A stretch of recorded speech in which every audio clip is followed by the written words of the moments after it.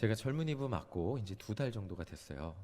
젊은이부라고 길게 이제 대화를 많이 하진 않았지만 대화하면서 가장 많이 느꼈던 감정이 있습니다. 그게 뭐냐면 현실에 대한 좌절과 미래에 대한 두려움이 있더라고요. 저도 예전에 그랬던 것 같아요. 고3에서 성인이 되는 과정에서 가장 처음 마주하는 현실은 수능 결과라는 냉정한 현실입니다. 그리고 대입의 결과라는 냉정한 현실이기 때문에 여기서 한번 일단 우선 이렇게 좌절하게 됩니다. 대학이라는 현실의 높은 산을 또 넘어서 몇 년이 지나면 취업이라는 더 큰 산이 있습니다. 뭐 대학교 1, 2년 편하게 다녀도 맘 편히 다닌다고 해도 3학년만 되면 마음이 편해지지 않는 게 요즘 대학생들입니다. 취업 후에는 이제 결혼과 정착이라는 인생의 과제들이 줄지어 있죠. 문제는 이 학생들이 가장 큰 문제는 마음에 확신이 없다는 거예요. 내가 열심히 살고 열심히 노력하면 내 노력이 100% 보장받는다. 결과로 나온다. 라는 마음에 확신이 없다는 겁니다. 열심히는 살아요. 우리 학생들이 열심히 안 사는 학생들은 없는데 열심히는 살지만 미래에 대한 막연한 불안감을 가지고 지금보다는 나아지겠지 라는 그 막연한 마음을 가지고 하루하루 살아가고 있습니다. 젊은이들이 견디는 한 가지 더 어려움이 있어요. 그게 뭐냐면 주변 사람들의 기대라는 거예요. 내가 사랑하고 나를 사랑해주는 사람들이 나를 향해 기대하는 마음들을 다 가지고 알아요. 나를 이렇게 기대하고 있구나. 이렇게 너무 사랑하기 때문에 이렇게 잘 되기만을 기도해주고 바라고 있구나 아는데 내 자신이 그 기대에 부응하지 못한다고 생각할 때 많이들 힘들어하고 있습니다. 나도 실망시키고 싶지 않은데 마음대로 되지 않으니까 참 쉽지 않은 부담감을 가지고 살아가는 것을 젊은이들의 마음을 공감을 하게 되었습니다. 물론 이렇게 말씀하실 수도 있을 거예요. 우리 어르신들은 50년 전에 비하면 훨씬 풍족하잖아요. 그렇죠? 예전에 뭐 먹을 거 하나도 없던 시절에 비하면 지금 너무 행복하잖아. 넘치는 뭐 부모님이 밥을 굶기시니 뭐니 이렇게 얘기하실 수 있을 수도 있지만 또 지금 젊은이들은 젊은이들만의 삶의 무게를 짊어지고 살아가고 있어요. 최선을 다해 살지만 마음대로 되지 않는 것 때문에 기도하고 눈물 흘리고 또 낙심하고 있습니다. 그래서 제가 이 마음을 느끼고 젊은이들한테 반복적으로 전하는 말씀이 있습니다. 3주밖에 되지 않았는데 반복적으로 말하는 게 이렇게 살아라 저렇게 살아라 라고 얘기해 주기 전에 먼저 해주고 싶은 말이 그 마음에 들어오는 말이 있더라고요. 그게 뭐냐면 여러분들은 하나님의 자녀라는 거예요. 하나님의 자녀의 인생은 여러분들의 노력으로 책임져지는 게 아니고 하나님이 준다는 사실을 잊지 말고 살아보라고 이야기해 주는 거예요. 여러분들이 열심히 산다고 내 인생 결론이 좋은 게 아니고 하나님을 의지하고 사는 인생의 결론이 좋은 것이다. 하나님이 여러분들 책임져 주실 것이기 때문이다. 나는 하나님의 자녀이다. 하나님이 만드신 피조물이다. 라는 자부심을 잃지 않고 살아가라고 반복적으로 이야기하고 있습니다. 하나님의 자녀로만 살아가기만 한다면 절대로 망하는 일이 없다는 것을 알려주고 싶은 게 제 마음이에요. 인생을 살아가면서 실패의 두려움으로부터 벗어나는 것이 먼저라는 생각이 들었어요. 그래서 반복적으로 그 얘기를 해주고 싶어요. 하나님의 마음을 한번 생각해보고 여러분들이 부모님이니까 하나님도 부모님이잖아요. 한번 생각해 보겠어요. 하나님이 인간을 위해서 온 세상 만물을 만드셨습니다. 그리고 그 세상 가운데 인간을 만드셨어요. 이 온 세상 만물을 만드시고 그것을 누리고 살라고 인간을 만드셨어요. 하나님이 인간을 위해서 세상을 만드셨는데 인간은 그 세상 위에, 그러니까 인간을 위해서 세상을 만들어 주셨는데 거기서 행복하게 살라고 만들어 주셨는데 인간은 세상에 태어나서 걱정합니다. 내일은 뭐 먹지? 내일은 뭐 하고 살지? 내일은 뭐 하지? 어떻게 해야 되지? 내일은 또 어디로 가야 되지? 걱정만 한다면 내일 무슨 일이 일어날지 몰라서 힘들어한다면 그게 하나님이 원하시는 인생일까요? 아니겠죠. 하나님이 원하시는 인생은 하나님이 창조하신 세상 속에서 행복하게 사는 것을 원하시는 것일 겁니다. 하나님이 우리를 위해 이 세상을 창조하셨고 하나님이 우리에게 주신 선물인 이 세상의 삶을 누리면서 그때 하나님 바라보면 감사할 거잖아요. 그리고 기쁘게 살기를 원하실 것입니다. 제가 젊은이들과 함께 누리고 싶은 기쁨이 바로 이거예요. 설교한다고 딱 앉아 있으면 우리 젊은이들 표정이 다들 무거워요. 굉장히 무겁고 그래갖고 웃어보라고 시작을 합니다. 그리고 여러분들 절대 세상에 쫄지 말라고 이야기하면 쫄지 마. 큰일 안 납니다. 내일 일이 된다고 1년 후라고 큰일 납니까? 큰일 나지 않습니다. 하나님이 지켜주실 것이기 때문에. 이 이야기를 꼭 나누고 시작을 하게 됩니다. 자, 사실 젊은이들만이 아니라 우리 성도님들과 함께 나누고 싶은 기쁨이 바로 이 기쁨입니다. 코로나19로 다들 어렵다고 해요. 사업장 신방을 다니는데 쉬운 분들이 하나도 없어요. 근데 이 어려움 가운데 우리가 발견해야 할 것은 내 노력으로 하루가 사라지는 게 아니라는 거예요. 내가 열심히 산다고 해서 오늘 나에게 필요한 일용할 양식이 100% 내 노력 때문에 주어지느냐? 그것은 아닐 수 있다는 거죠. 자, 중요한 게 뭐냐면 내 노력 가운데 일하시는 하나님이 나를 먹이시고 입히신다는 사실이에요. 물론 내가 노력하지 않으면 안 돼요. 달란트 비유에서와 같이 한 달란트 받은 종이 아무것도 안 했을 때는 아무 일도 일어나지 않잖아요. 내가 최선을 다했을 때 그 가운데 나의 노력 가운데 일하시는 하나님이 우리를 먹이시고 입히시는 은혜가 있다는 거예요. 내가 하루하루를 기도하면서 충실히 살아가기만 한다면 인생의 결과는 하나님이 먹이시고 입히신다는 믿음을 가지고 살아가는 것이 우리에게 필요하다는 거죠. 정말 최선을, 그럼 이런 질문을 하실 수 있죠. 정말 최선을 다했어요. 기도도 다 했는데 안 됐다는 거는 그럼 하나님 살아계시지 않는 겁니까? 라고 물어보실 수 있겠지만 그것은 여러분들 다 아시다시피 하나님의 또 다른 계획이 있기 때문이라는 믿음을 가지고 그 순간 내가 열심히 노력했는데도 안 된다면 그 순간 하나님의 계획을 찾으며 더 신뢰하는 믿음을 가지고 살아가는 인생이 되어야 된다는 거죠. 계속되는 어려움에도 불구하고 하나님을 의지한다면 결국 광야로 인도하신 하나님이 우리에게 물과 만나와 메추라기를 주실 것이라는 믿음을 가지고 살아가는 성도가 승리하는 성도라는 것입니다. 자, 올 한 해 이 믿음이 현실이 되는 우리 모든 일신교회 성도님들이 되시기를 간절히 소망합니다. 아멘. 이 믿음이 우리 가운데 현실로 나타나기를 간절히 소망합니다. 자, 에베소서 설교를 하면서 지난번에도 이 말씀을 드리고 오늘도 이 말씀을 드리는 이유가 있어요. 그게 뭐냐면 에베소 교회 교인들도 우리와 비슷한 상황과 환경에서 비슷한 어려움을 느꼈기 때문이에요. 코로나19 이전에 우리는 교회를 너무나 쉽게 다닐 수 있었어요. 그렇죠? 내 선택의 문제 같았어요. 교회 안 다니는 거는 뭐. 그래서 항상 이 시소 싸움이라고 합니다. 내 피곤함, 집에서 쉴까? 오늘 교회 갈까? 수요 예배쯤 되면 이렇게 시소가 싸움을 합니다. 그래, 오늘은 교회 가자. 이렇게 무거워지면 교회 오고, 집에 가서 쉬자. 무거워지면 집에 가고.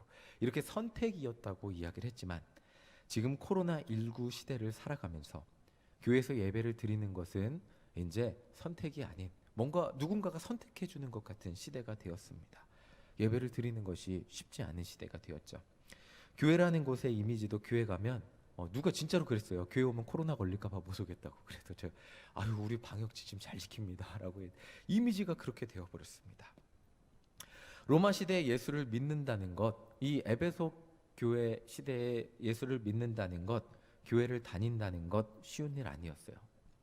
예수를 믿는다는 것은 세상 속에서 지속적인 핍박을 당하면서 목숨 걸어야 하는 일이었고, 교회 다닌다는 것은 사람들에게 걸리지 않아야 하는 일이 되기도 했습니다. 세상의 창조주를 믿어요. 자, 우리의 창조주는 하나님입니다 라고 믿으며 신앙생활하지만 현실은 언제 핍박당할지 몰라서 몰래 믿어야 하는 것이 로마 시대의 그리스도인들의 모습이었죠. 이런 그리스도인들의 마음은 어땠을까요? 자꾸 주눅들고 작아지지 않으려고 해도 누구 걸리면 안 되니까 이렇게 움츠러드는 것이 현실이었을 겁니다. 예수를 믿지 않는 세상 사람들은 그리스도인들을 비난하고 교회를 핍박하는 모습, 이렇게 핍박을 했을 거예요. 그러면 그리스도인들은 자꾸 주눅들 수밖에 없었다는 거죠. 이런 상황에서 사도 바울은 에베소 교회 교인들에게 성도들, 여러분들은 하나님의 자녀입니다. 절대 주눅들지 마십시오. 하나님의 왕의 자녀, 하늘의 신의 자녀입니다. 자, 여러분들은 하나님의 아들 예수 그리스도가 자신의 생명을 바쳐서 구원해 주신 진짜 하나님의 자녀입니다. 저 세상의 로마의 왕이 신의 아들이라고 떠벌리고 다니지만 그 사람은 진짜 신의 아들이 아니고 여러분들이 하나님의 자녀입니다. 자, 사도 바울이 에베소 교회 교인들에게 알려주고 싶은 것이 이거였어요. 자, 세상에 쫄지 마십시오. 로마 정부에 쫄지 마십시오. 여러분들은 왕의 진짜 참신 참 하나님의 자녀입니다. 구원받은 자녀입니다. 절대로 쫄지 마십시오 라고 이야기하는 것이었습니다. 그래서 오늘 본문에서 사도 바울은 하나님의 자녀가 누리는 특권을 이야기해주고 있어요. 두 가지를 말해주는데 우리 첫 번째 18절 함께 보겠습니다. 18절 보여주세요. 네, 18절 보여주세요. 네, 함께 읽겠습니다. 시작. 너희 마음의 눈을 밝히사 그의 부르심의 소망이 무엇이며 성도 안에서 그 기업의 영광의 풍성함이 무엇이며. 자 보세요. 마음의 눈을 밝히사 부르심의 소망이 무엇이며 성도 안에서. 잘 보세요. 말씀 한 번만 다시 보여주세요. 말이 어렵게 써 있는데 성도 안에서 그 기업의 영광의 풍성함이 무엇이며, 그러니까 성도 안에 하나님께서 주신 기업의 영광의 풍성함이 있다는 거예요. 근데 이게 로마에 주눅 들고 살다 보니까 느끼지 못하고 살아요. 이게 세상 가운데 자꾸 주눅 드니까 성도의 능력과 성도가 누려야 될 은혜가 뭔지 모르고 살아가고 있다는 거예요. 자, 하나님은 하나님의 백성에게 약속을 하셨고 그 복이 얼마나 풍성하고 놀라운지 깨닫게 될 때 그리스도인으로 살아가는 진정한 복을 누리며 살 수 있다고 지금 사도 바울이 이야기해 주는 거예요. 자, 제가 처음 신학교 들어갔을 때 이 복이라는 단어가 정말 싫었어요. 전 젊은 나이에 복이라는 단어가 싫었던 게 뭐냐면 나만 잘 되고자 이기적으로 하나님 찾는 신앙 생활의 결정체인 단어가 복이라고 생각했어요. 왜냐하면 나만 잘 되고 복 주세요, 복 주세요, 복 주세요 막 기도하는 것처럼 느껴졌으니까. 그런데 성경을 자세히 읽어보니까 복이 그 복이 아니었어요. 나만 잘 되고자 하는 이기심 있는 어린 복이 아니었어요. 창세기 12장 3절 함께 읽어보겠습니다. 함께 읽겠습니다. 시작. 너를 축복하는 자에게는 내가 복을 내리고 너를 저주하는 자에게는 내가 저주하리니 땅의 모든 족속이 너로 말미암아 복을 얻을 것이라 하신지라. 여러분들 다 알고 계시잖아요. 하나님이 아브라함에게 복을 약속하시며 이렇게 말씀하셨어요. 땅의 모든 족속이 너로 말미암아 복을 얻을 것이라고 말씀하셨어요. 그러니까 성경에서 하나님이 인간에게 약속하고 계시는 복은 나 때문에, 내가 속한 가정과 내가 속한 모든 곳, 내 주변의 사람들이 잘 되고 복 받는 것을 의미해요. 성경에서 말하고 있는 복에 대해서 깨달은 다음부터는 제가 기도하게 됐어요. 뭐냐면 저 때문에 우리 가정이 복 받게 해주세요. 잘 되게 해주세요. 저 때문에 우리 교회가 제가 사역하는 이곳이 저 때문에 잘 되게 해주세요. 그리고 제가 봉사하는 곳, 우리 젊은이부, 우리 유초등부가 저 때문에 잘 되게 복 받게 해달라고 기도하고 있습니다. 이게 성경에서 말하는 진짜 복이라는 거예요. 자, 또 성도님들 위해서 기도할 때 꼭 복 받게 해달라고 기도하고 있습니다. 우리 성도님들 때문에, 성도님들 가정이 복 받게 해달라고, 그리고 세상이 우리 성도님들 때문에 복 받는 은혜가 넘치게 해달라고 기도하게 되었습니다. 자, 그러니까 사도 바울 역시 에베소 교회 성도들에게 이 사실을 알려주고 있는 거예요. 여러분들은 그리스도인들입니다. 핍박이 찾아온다고 두려워하고 주눅들고 낙심하지 마시기 바랍니다. 여러분들은 세상을 만드신 하나님 아버지의 권세로 세상을 축복하는 사람들입니다. 여러분들 때문에 세상이 복을 받게 되는 것입니다. 그 자부심으로 하나님을 믿고 예수님을 의지하며 살아가시기 바랍니다 라고 이야기하는 것이 은혜의 풍성함을 누리고 사는 하나님의 자녀라는 거예요. 자, 18절 다시 한번 볼게요. 이 말씀 가지고 다시 한번 보겠습니다. 18절입니다. 함께 읽겠습니다. 시작. 너희 마음의 눈을 밝히사 그의 부르심의 소망이 무엇이며 성도 안에서 그 기업의 영광의 풍성함이 무엇이며. 우리 마음의 눈을 밝혀야 된대요. 우리가 주눅 들고 살면 그걸 몰라요. 세상 가운데 세상에 찌들어 살면 그걸 모르는데 내가 하나님의 자녀의 권세를 가진 자라고 의식하고 깨닫고 살게 된다면 보인다는 거예요. 아, 내가 어떤 사람이냐면 우리 자녀를 축복하는 사람, 우리 남편 가정을 축복하는 사람이고, 내가 속한 직장을, 동료를 축복하는 사람이고, 나 때문에 우리 직장이 복받는 거고, 나 때문에 우리 속회가 복받는 거고, 나 때문에 우리 일신교회가 복받게 되는 거예요. 내가 그곳에 있음으로 인해서 그것이 하나님이 우리에게 약속하신 놀라운 복의 은혜라는 거예요. 자, 사도 바울은 에베소 교회 교인들이 이 정체성을 가지고 세상을 축복하며 교회를 축복하며 살아가기를 원했다는 거예요. 알려주고 있는 거예요. 여러분들이 정말 대단한 존재입니다. 그런 사람으로서 축복하며 살아가십시오 라고 말씀하고 있는 거예요. 자, 그리고 그 세상을 축복하는 것의 절정이 무엇일까요? 세상 사람들 가운데 예수님을 알려주시는 거죠. 인생의 가장 큰 기쁨이 무엇입니까? 예수님을 믿는 것입니다. 제가 예수님 믿어보니까 너무 행복하고 평안해요. 여러분들 같이 예수님 믿고 예수님을 의지하고 살아봅시다. 인생이 정말 행복해질 거예요. 라고 알려주는 것이 그 축복의 절정이라는 거죠. 자, 그러니까 사도 바울이 알려주는 삶은 굉장히 세상 사람들과 다른 삶을 의미합니다. 예수님, 그리고 주눅 들어서 이렇게 걸릴까봐 걱정하는 그런 성도들과 전혀 다른 삶을 의미합니다. 예수님이 구원자니까 믿기는 하는데 몰래 사람들에게 걸리지는 않을까 믿는 삶이 아니고 하나님이 주신 은혜를 누리며 세상을 축복하며 사는 인생이 되는 것, 엄청나게 다른 인생이라는 거죠. 사도 바울은 에베소 교회 교인들이 이 자부심 가지고 살기를 원했습니다. 그것이 예수님이 십자가에서 그들을 구원하시고 하나님이 복되게 하신 그리스도인의 삶이기 때문입니다. 저는 이러한 복을 주며 살아가는 그리스도인의 삶이 에베소 교인들만이 아닌 우리 일신교회 성도님들이 누리고 살아가는 그런 복이 되기를 간절히 소망합니다. 내가 믿는 예수님 때문에 나만 잘 되는 게 아니에요.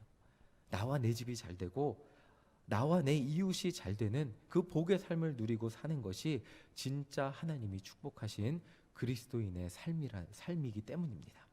2021년 여러분들 때문에 수많은 사람들이 놀라운 복을 받는 은혜가 있기를 간절히 소망합니다. 아멘. 자, 사도 바울은 하나님의 자녀가 되는 이제 두 번째 특권을 말해주고 있어요. 오늘 말씀의 주제인데 22절 함께 읽어보겠습니다. 함께 읽겠습니다. 시작. 또 만물을 그의 발 아래에 복종하게 하시고 그를 만물 위에 교회의 머리로 삼으셨느니라. 사도 바울은 예수 그리스도를 만물 위에 교회의 머리로 삼으셨다고 말씀하고 있어요. 잘 보시면 만물이 예수 그리스도의 발 아래 복종하게 하셨다고 말하고 있어요.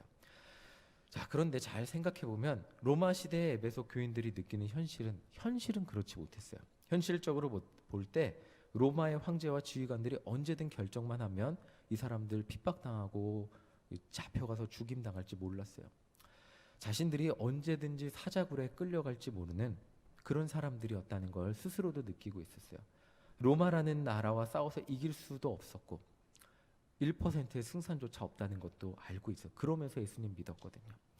그런데 사도 바울은 이렇게 에베소 교인들에게 알려주고 있어요. 여러분들 명심하셔야 됩니다. 세상을 만드시고 만물을 만드신 하나님이 심지어 로마조차도 우리가 절대 이길 수 없다고 생각하는 그 로마조차도 세상을 만드신 하나님이 지금 통치하고 계십니다. 우리 하나님은 예수님의 발 아래 이 세상 모든 만물을 다스리게 하셨습니다. 복종하게 하셨습니다. 이 세상에 예수님보다 높은 분이 없으십니다. 자, 우리가 믿는 예수 그리스도가 세상의 주관자가 되십니다. 이렇게 선포하고 있어요. 이것이 엄청난 선포가 아닐 수 없는데 잘 와닿지 않으시죠? 이렇게 말하니까 남의 나라 세상의 얘기니까. 그럼 요즘 우리말로 바꿔볼게요.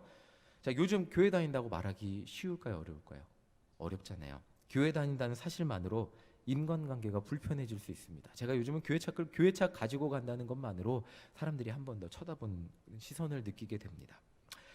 방역 수칙을 지켜서 현장 예배에 잘 참석한다고 할지라도 그 자체만으로 교회 갔다 왔다는 자체만으로 사람들이 함께하는 것을 불편해하기도 합니다.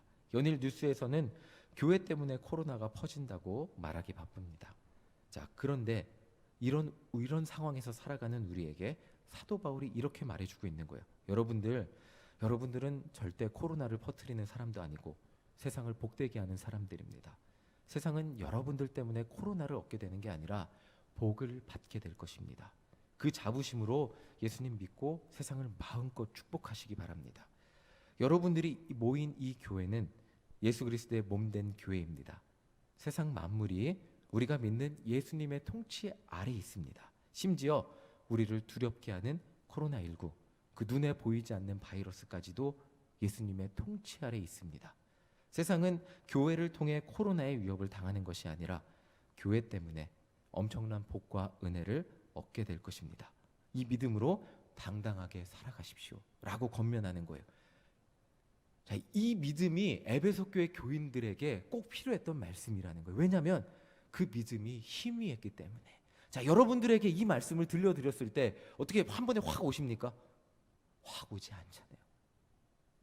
교회 와도 코로나 걸리지 않을까? 교회 오면 우리도 두려운 마음으로 오고 우리도 예배를 드려도 될까 하는 마음을 가지고 우리도 반신반의하면서 그래도 예배는 드려야지 하면서 이 자리에 오는 우리들에게 사도 바울이 우리에게 전해주고 있는 말이 뭐냐면, 여러분들을 하나님께서 지켜주시고 붙드실 거고 강하고 담대하게 하실 겁니다. 여러분들 때문에 세상은 이 세상 어떤 것보다 복을 받게 될 것입니다. 이 믿음으로 온전히 주님 앞에 예배드리고 당당하게 살아가십시오 라고 말하고 있는 것입니다. 자, 그래서 사도 바울은 이렇게 23절에 말하고 있어요. 23절 함께 읽어보겠습니다. 시작. 교회는 그의 몸이니 만물 안에서 만물을 충만하게 하시는 이의 충만함이니라. 자, 교회는 예수님의 몸이에요. 예수님은 교회를 통해서 만물을 충만하게 하시는 복을 내린다고 말씀하고 계세요. 자, 쉽게 말하면 이거예요. 에베소라는 지역이 에베소 교회 때문에 복을 받는다는 거예요. 만물 안에서 만물이 충만하게 된다는 게 뭐냐면, 에베소 지역에 에베소 교회가 있기 때문에 에베소를 붙잡고 있는 악한 어둠의 세력이 물러가게 되는 거고, 그 지역이 복을 받게 되는 거고, 그 지역이 예수 그리스도를 알게 되는 은혜가 넘쳐난다는 거예요. 그러니까 이것을 우리에게 적용하자면, 일신교회가 회원동에 있기 때문에 이 회원동에 어두움이 물러가고 이 회원동의 사람들이 하나님을 알게 되는 복이 넘치게 된다는 거죠. 그렇기 때문에 우리가 이 코로나의 어려움 가운데에도 이 땅과 이 지역을 위해서 기도하기를 포기하면 안 되고 예수님 전하기를 포기하면 안 된다는 것입니다. 우리가 포기하지 않고 우리의 사명을 감당한다면 우리 때문에, 우리 일신교회 성도들 때문에 이 지역 가운데 하나님의 사랑이 만물 안에서 만물이 충만하게 되는 그 역사가 일어나게 될 것이고, 이 지역이 하나님을 아는 복을 얻게 되는 역사가 일어나게 된다는 거예요. 이것이 사도 바울이 에베소 교회 교인들에게 정말 찢어지는 마음, 정말 절실한 마음으로 알려주고 싶은 거예요. 여러분들 절대 주눅들지 마세요. 세상에서 가장 좋은 소식, 기쁜 소식, 세상을 변화시키는 그 복음 때문에 여러분들이 핍박당할 수 있을지 모르겠지만 그 복음 가지고 포기하지 않고 나아갈 때 결국 에베소 지역은 변화될 것입니다. 만물이 충만해진 에베소 지역이 충만해지는 역사가 일어나게 될 것입니다. 여러분들 때문에 그 지역이 놀랍게 변화될 것입니다. 여러분들은 하나님의 복을 받은, 여러분들 그 복을 전하는 하나님의 자녀입니다. 그것을 믿음으로 살아가십시오 라고 전달하는 거예요. 오늘 우리에게, 코로나19 시대를 살아가는 우리에게 이 사도 바울이 전하는 메시지가 정말 꼭 필요한 말씀이 아닐까라는 생각을 하게 됩니다. 작년 한 해 동안 정말 많은 시행착오를 겪으며 말씀을 전해도 될까, 해도 될까 많은 생각을 하게 되었습니다. 그럼에도 불구하고 온라인을 통해서, 줌을 통해서, 그리고 때로는 마스크를 꼭 쓰고 손을 소독하고 장갑을 끼고 어르신들을 찾아가 선물을 전하고 복음을 전하고 예수님이 우리 성도님 사랑하세요 기도해드리고, 아프지 않게 겨울 잘 나게 해서요 기도해드리고, 그러고 돌아왔습니다. 이것이 하나님이 우리에게 주신 사명이기 때문입니다. 멈출 수 없는 사명이기 때문입니다. 이 말씀을 정리하면서 자연스럽게 우리에게 찾아오는 질문을 한번 생각해 보려고 합니다. 얼마 전 유튜브 제가 인터뷰를 봤어요. 한 목사님의 인터뷰를 봤는데 그분의 모든 주장을 동의하는 것은 아니지만 한 가지 동의하는 말은 있었어요. 그것은 전국의 수많은 교회들이 참 나라와 민족을 위해서 기도한다는 거예요. 그렇게 나라와 민족을 위해서 기도하는데 왜 이렇게 교회를 모이지 못하게 합니까? 우리는 모이면 나라를 위해서 기도합니다 라고 이야기하는데 참 그 말은 공감이 됐어요. 저희도 항상 나라를 위해서 기도하잖아요. 우리 교회도 이 지역을 위해서, 나라와 민족을 위해서, 잃어버린 영혼들을 위해서 꼭 기도하고, 저희가 무엇을 얻자고 그것을 하는 것이 아니잖아요. 영혼들 살리고 싶어서 나가는 거잖아요. 그런데 현실은 참 쉽지 않습니다. 에베소 교회도 마찬가지였어요. 현실은 언제 핍박당할지 모르는 사람들의 모임이 에베소 교회 교인들이었어요. 황제가 이 사람들 얘네 한번 잡아다 이제 다 가두자, 사자굴에 가두자 그랬으면 그냥 잡혀갈 수밖에 없는 것이 그들의 현실이었어요. 그래서 사도 바울은 빌립보서 2장 5절에 이렇게 말하고 있어요. 함께 읽어보겠습니다. 시작. 너희 안에 이 마음을 품으라. 곧 그리스도 예수의 마음이니. 그래서 사도 바울은 그리스도 예수의 마음을 품으라고 해요. 그 마음이 구체적으로 무엇인지 누가복음 23장 34절 함께 보겠습니다. 함께 읽겠습니다. 시작. 이에 예수께서 이르시되 아버지 저들을 사하여 주옵소서. 자기들이 하는 것을 알지 못함이니이다 하시더라. 그들이 그의 옷을 나눠 제비 뽑을세. 십자가에 달려서 고통당하면서 하신 예수님의 기도예요. 우리가 아무리 생명의 말씀을 좋은 것을 알려준다 해도 세상은 쉽게 받아들이지 않습니다. 그럼에도 불구하고 예수님은 포기하지 않고 끝까지 사랑하셨어요. 사도 바울이 에베소 교회 교인들에게 권하는 것은 바로 이것이에요. 세상이 아무리 핍박하고 죽이려 해도 세상을 향한 예수님의 사랑을 여러분들도 포기하지 마시기 바랍니다. 세상의 방법으로 여러분들을 핍박하는 사람들과 같이 똑같이 싸우고 똑같이 힘으로 승리하는 것이 아니라 아무리 괴롭히고 아무리 핍박하고 아무리 여러분들을 힘들게 하고 예배 드리는 것 때로는 모이지 못하게 하고 여러 가지 어려움 가운데 있다고 할지라도 그럼에도 불구하고 끝까지 세상을 포기하지 않고 사랑하는 사람이 되는 것이 바로 예수 그리스도의 마음을 품은 사람이고 세상의 핍박으로부터 진정 승리하는 사람의 비결이라고 우리에게 알려주고 있는 것입니다. 빌립보서 2장 8절입니다.